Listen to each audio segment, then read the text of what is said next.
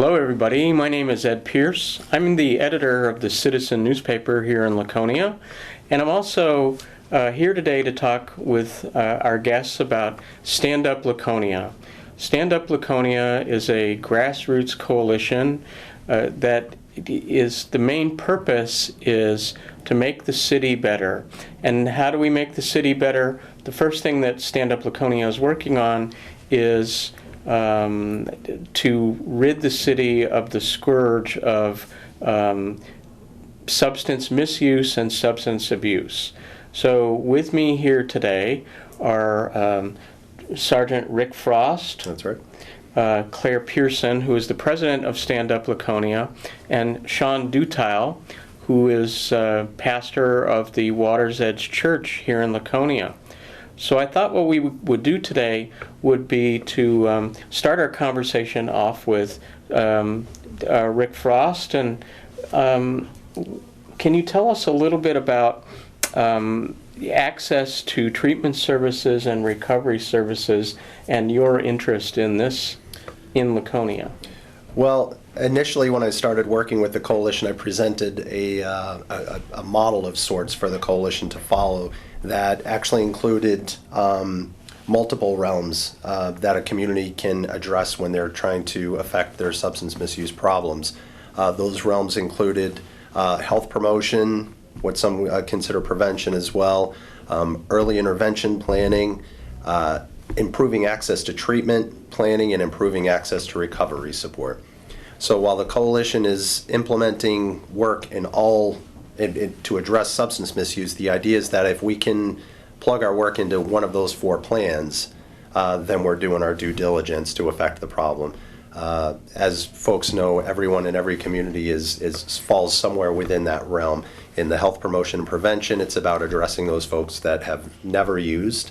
Early intervention is about helping folks that have maybe used once, maybe used twice, but haven't developed a full addiction just yet. Improving access to treatment means bringing in providers from the community that provide treatment resources and saying, how can we help you do better? We are a community of concerned people. How can we help you improve your treatment? And same thing with recovery. We don't provide the treatment expertise. We don't provide the recovery expertise. What we do is, as a community, bring everyone from all four of those realms into the same conversation and say, how can we all work together? So, Rick, how do you see Stand Up Laconia fitting into this plan? Sure. Well, one of the most important elements, aside from having a written plan of sorts to follow, is working with a community that's willing to implement a plan such as this. I give some credence to the relevance of the document, but really it's nothing unless you have a community that is willing and able to implement it. So there are a few characteristics to a community that can really help the plan succeed. That is, working in a community that has a great sense of pride.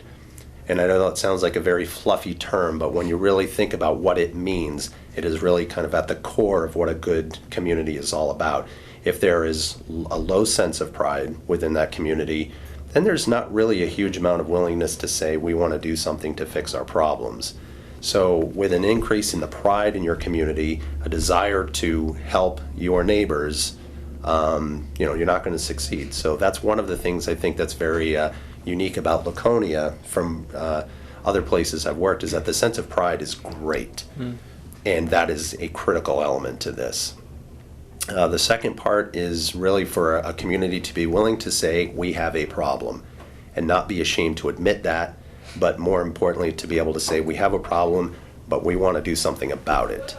So those were the two kind of, I think, secrets to Laconia's initial success, and I think Claire and Sean. And well, I think you're right on the money when you're talking about a sense of pride in this community. I think that was very evident during the recent Pumpkin Festival. People really turned out from the community to support their friends and neighbors, and actually got out on the streets here and made a difference in making the Pumpkin Festival a success that it is.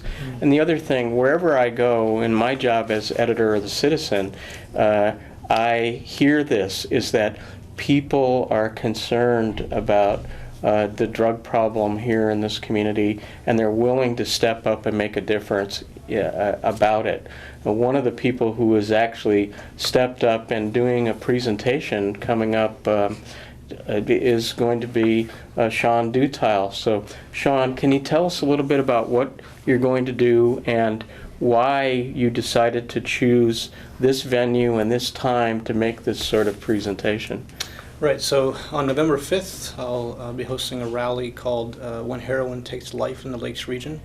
And my intent with the rally is to talk about the sort of the non-tangible components of addiction, the psychological, emotional, and spiritual components. Usually when we hear about the heroin problem across the state, we hear about it as a disease, and there is that component to it, but we rarely hear conversation about the other components, really what's happening inside a person that draws them to use drugs and also keeps them hooked. And so I have felt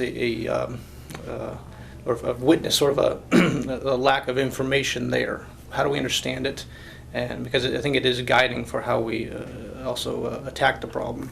And then I'll also be talking about grieving our loss and helping others grieve loss. There are people in this community who have lost loved ones, and how do they grieve? What do they do after a tragedy like that has happened? How do they conceptualize it? How do they move on?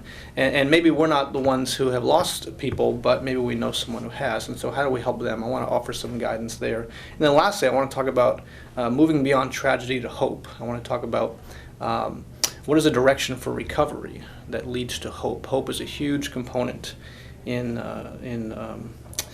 this drug problem, and I want to talk about that in a way that makes sense to people, but also with some practical things we can do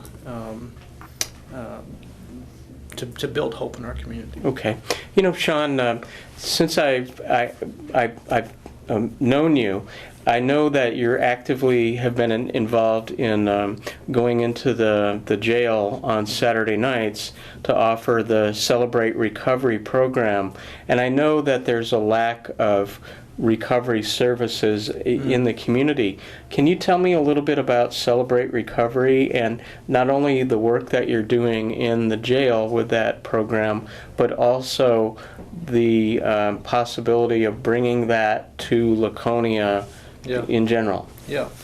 So part of this rally is really going to be a kickoff to announce Celebrate Recovery in the community. So about a year ago, September 2014, I started Celebrate Recovery at the Belknap County Jail. And Celebrate Recovery is a faith-based, Christ-centered recovery program that's based on the AA's 12 steps, but also we utilize 8 recovery principles that come out of the Beatitudes in the Bible. And Celebrate Recovery is run as a ministry in 27,000 churches worldwide, and so it's a well-known and effective program. And so December 4th, my team and myself are launching Celebrate Recovery in Laconia. So the more I ran it in the county jail, the more convicted I became that it was needed in Laconia. In fact, inmates would regularly ask, "Is there a Celebrate Recovery I can get to when I leave here?" And right now there's not, but in about a month we'll launch a new recovery program. So it's an addition to the recovery options already happening in Laconia. We need a lot more, but Celebrate Recovery I think is going to add a unique and necessary component in its strong faith focus. Thank you. You know, one of the things that is great about Stand Up Laconia is the constant activity of its members in the community. Claire, can you talk a little bit about some of the Lock It Up campaign that Stand Up is exploring right now here in the community? Sure. So we have 2 initiatives that we're going to be kicking off in November, and Lock It Up campaign and Sticker Shock we'll get to in a few minutes. The Lock It Up campaign, the basic component of that is we know that for those that are over 18, 80% of those that have got hooked on drugs started with the prescription drugs, and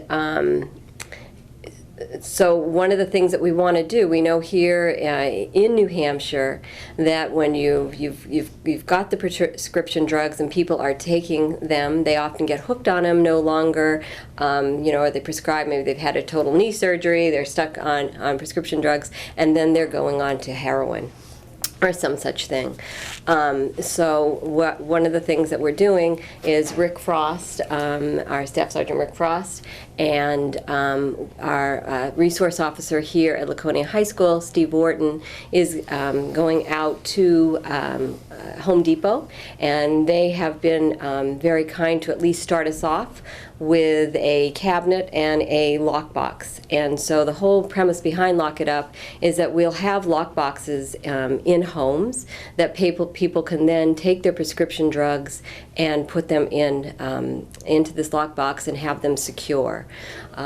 We know that often when we talk to our middle school kids and our high school kids and adults for that matter, they'll often be taking prescription drugs from maybe grandparents or from parents, and then maybe taking 5, because you don't always know exactly how many prescription drugs you have in a bottle, take a few, bring them into school.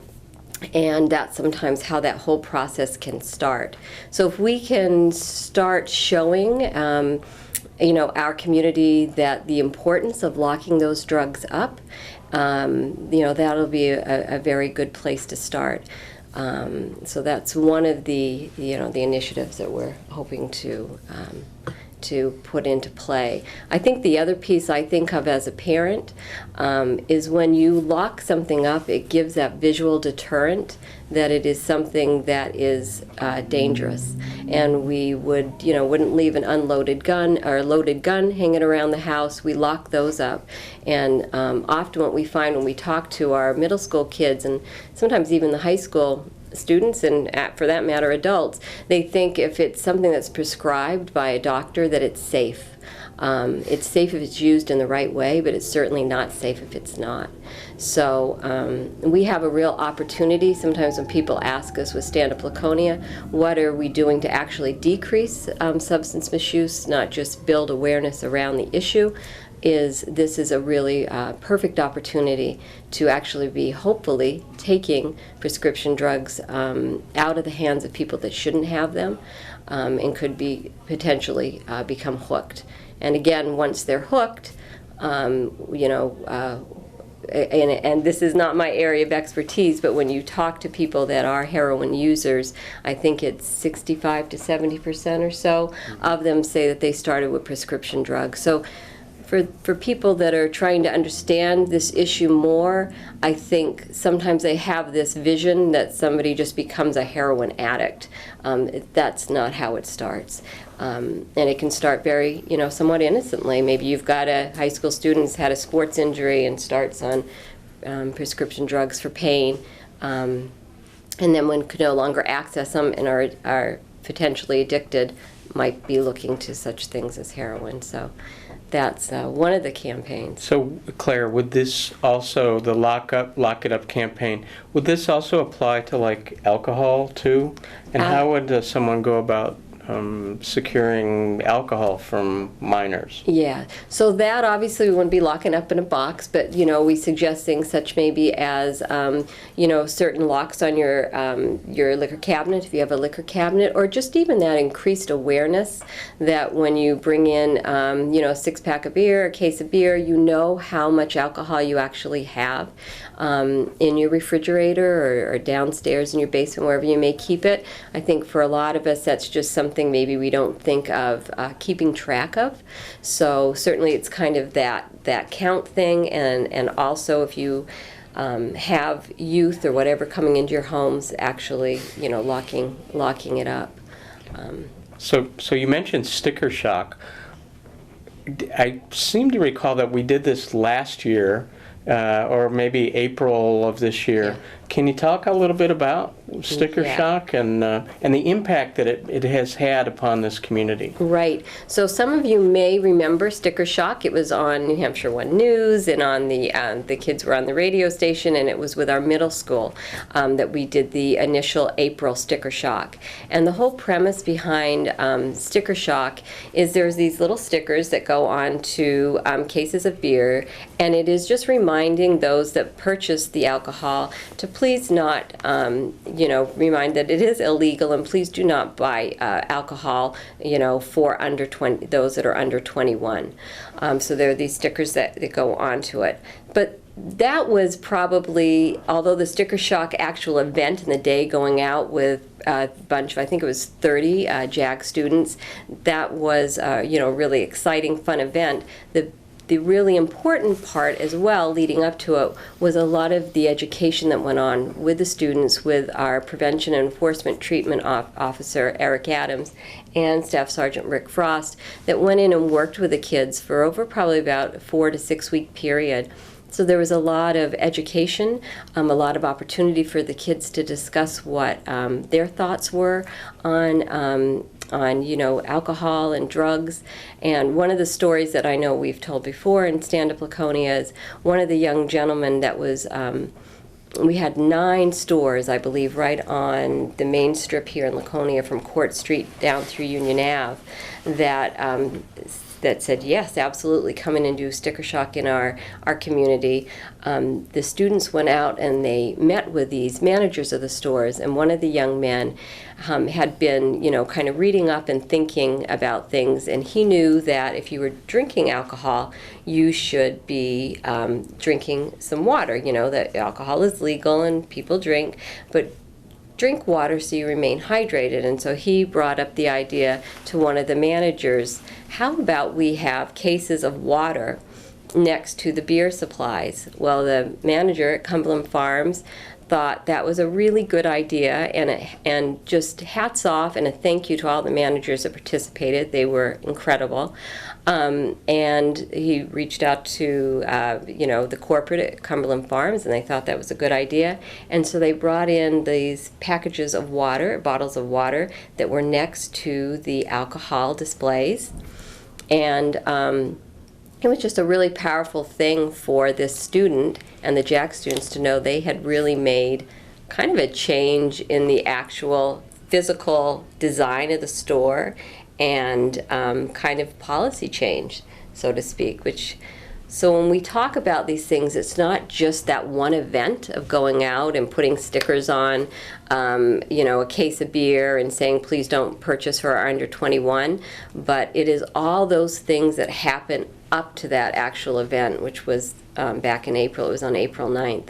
And just, to be able to have our students working so closely with the police officer, with Eric Adams, and we had Glenn Bullock, who came down from the New Hampshire Liquor Commission, and it very empowering for our youth, and very important for our youth to know how much power they have in our community, and for us to know how much they care about their community and how they want their community to be a place that they feel safe. I think sometimes is a disservice is done to our young people when, everybody thinks they're out there doing, drinking and drugs. And yes, there are percentage, that's why we're here, but there's an awful lot of great kids out there too that want to have a safe and vibrant and community that they're very proud of.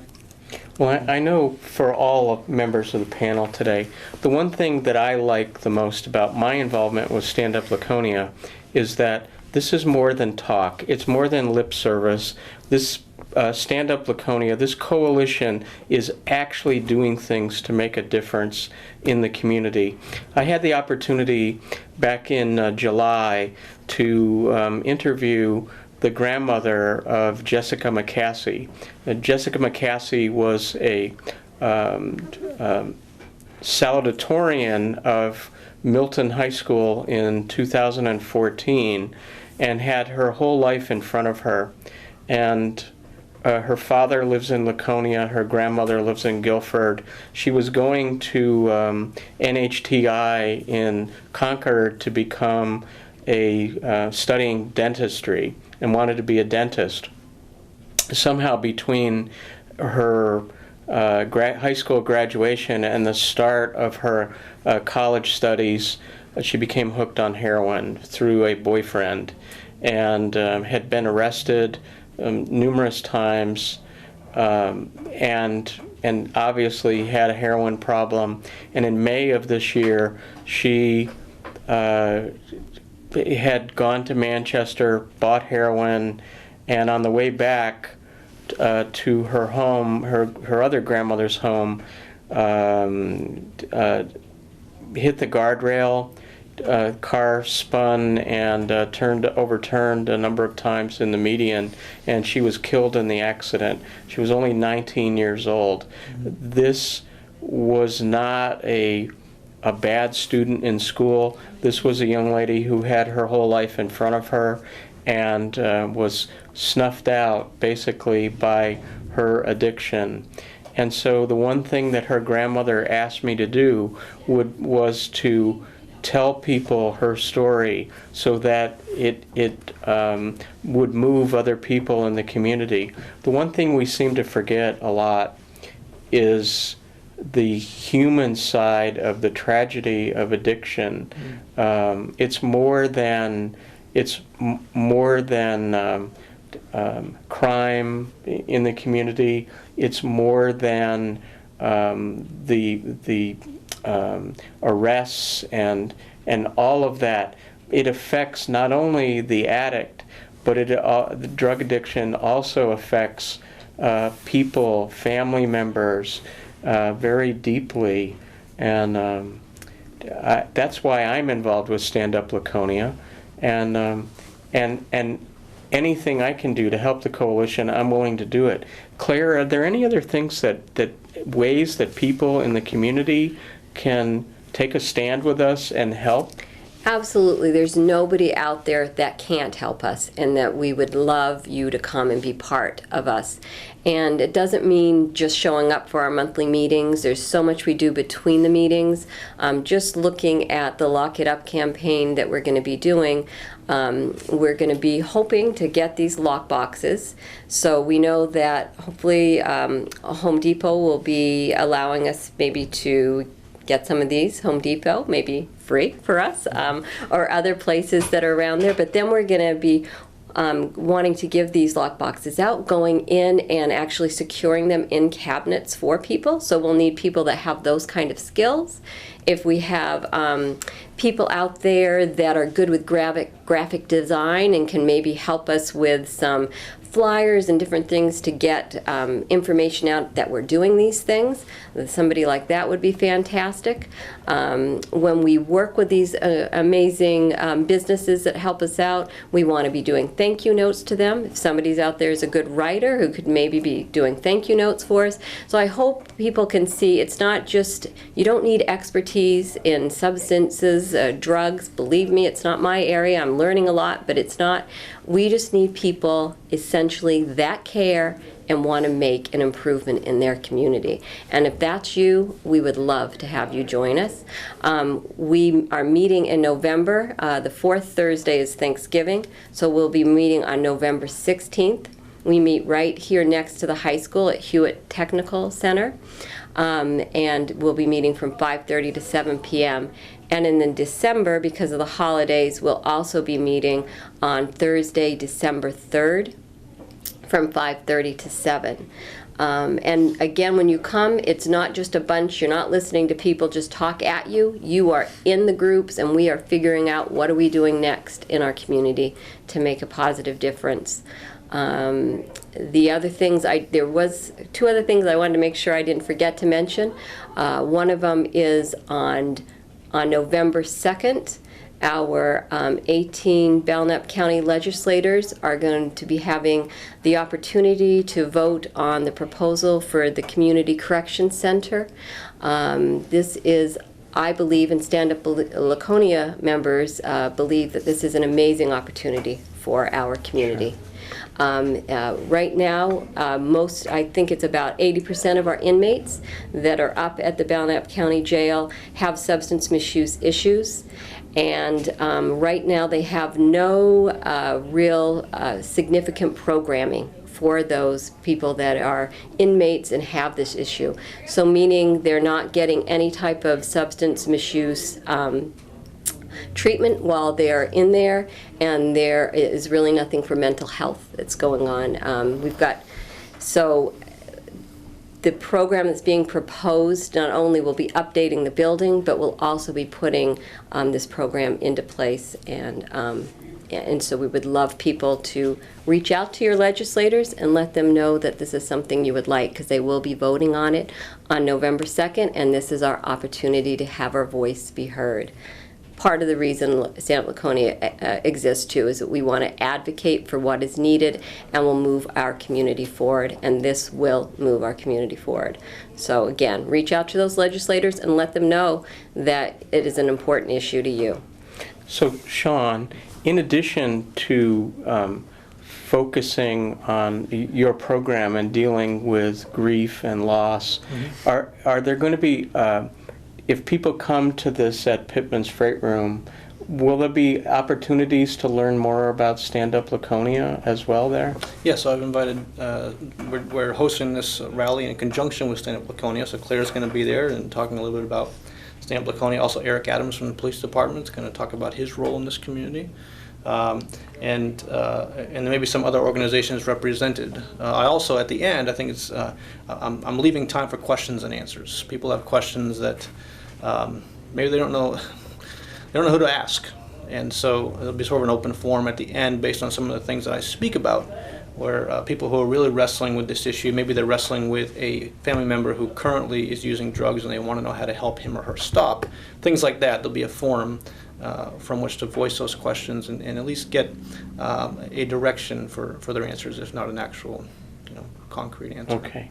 And Rick, from your perspective, working with the organization that you do, how effective do you see Stand Up Laconia in things of this nature, like what Sean is doing, like what Claire talked about, the lockup campaign? Mm-hmm. How do you see that fitting in with the bigger picture here in the state and maybe in the nation? Right.